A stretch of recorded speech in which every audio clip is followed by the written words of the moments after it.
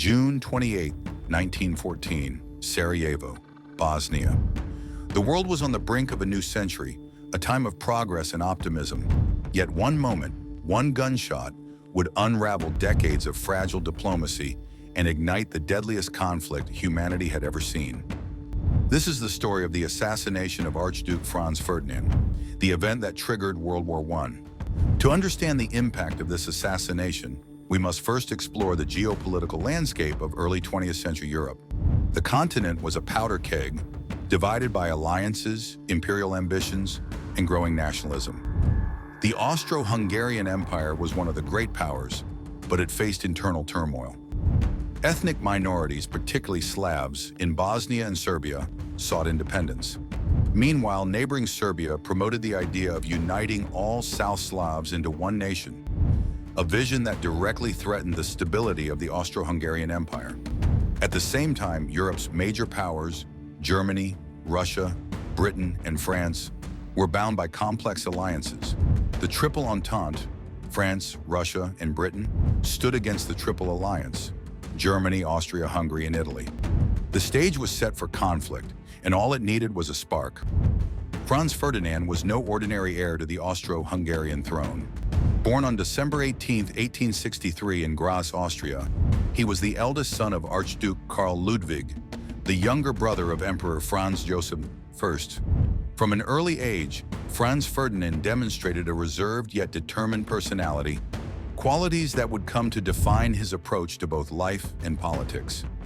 His unexpected rise to prominence came after the tragic deaths of his cousin, Crown Prince Rudolf, in 1889, and his father in 1896.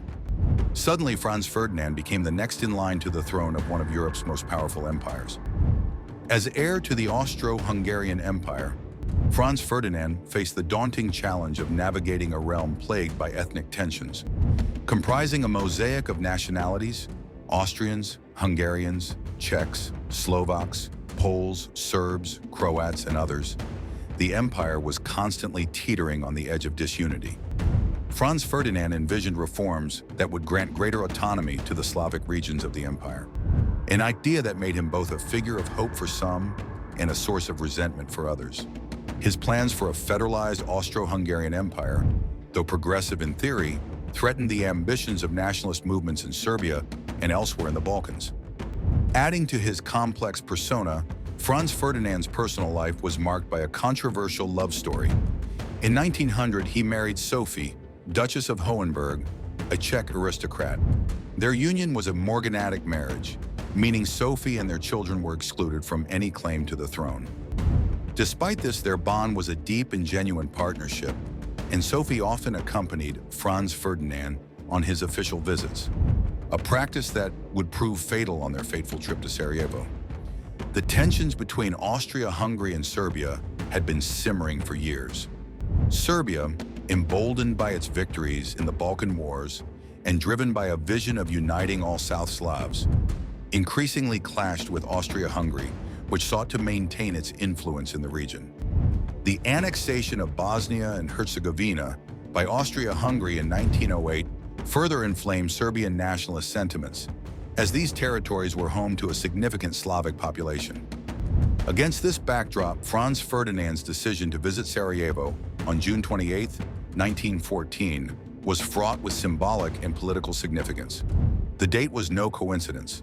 It marked the anniversary of the Battle of Kosovo in 1389, a pivotal moment in Serbian history and a day of deep national pride. To many Serbian nationalists, the presence of the Austro-Hungarian heir in Bosnia on such a day was seen as a provocation, an insult to their aspirations for independence and unity. Unknown to Franz Ferdinand, a shadowy nationalist organization known as the Black Hand had been plotting his assassination for months. The Black Hand, formerly called Unification or Death, was a secret military society that sought to unite all South Slavs under Serbian rule. Led by Colonel Dragutin Dimitrijevic, known as Apis, the group believed that eliminating Franz Ferdinand would strike a symbolic blow against Austro-Hungarian authority and ignite a broader Slavic revolution.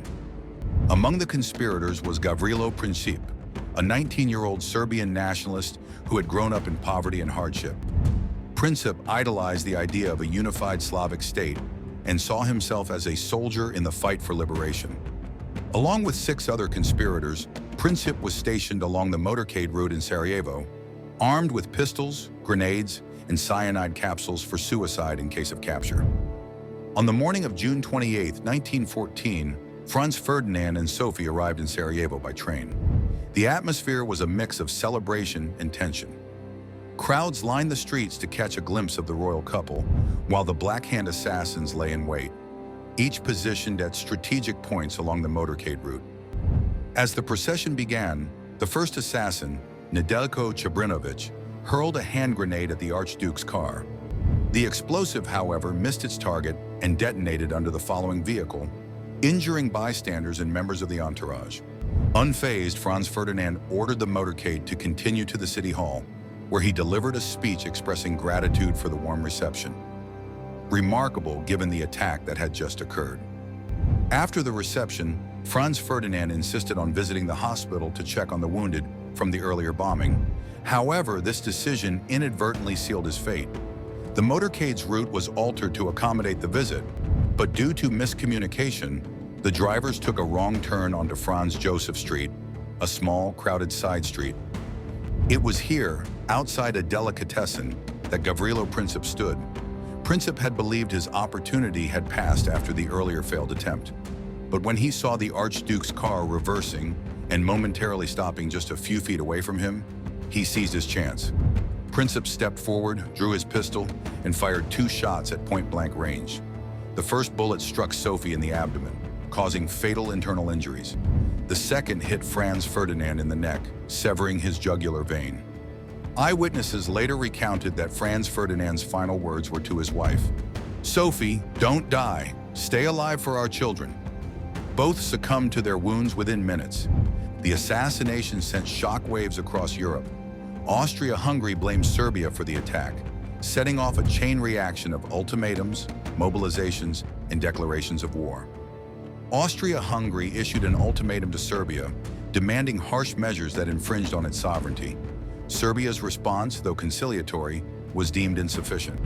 On July 28, 1914, Austria-Hungary declared war on Serbia. Russia mobilized to protect Serbia, prompting Germany to declare war on Russia.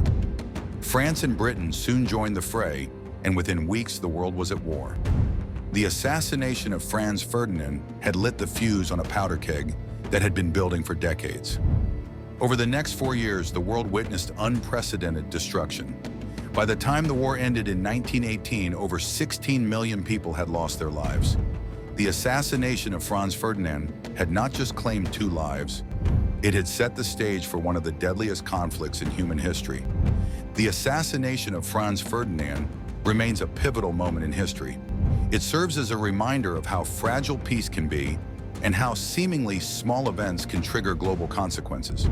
For Gavrilo Princip, his act of defiance led to imprisonment, where he died of tuberculosis in 1918. For the world, his actions reshaped the 20th century, leading not only to World War I, but also sowing the seeds for World War II in the modern geopolitical order.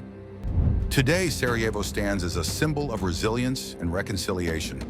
The events of June 28, 1914, remind us of the consequences of division and the importance of diplomacy in maintaining peace. The shot that killed Franz Ferdinand didn't just end 2 lives, it shattered an era and reshaped the world forever. Thank you for joining us on this journey through history. If you found this story insightful, please like, share, and subscribe to Beyond Borders for more tales that connect the past to the present. Together, let's uncover the events that shaped our world.